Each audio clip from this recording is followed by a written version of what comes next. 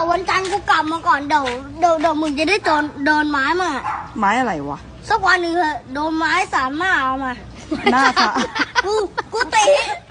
แม่งเลยไอ้เหี้ย ไม้ เฮ้ยมึงไป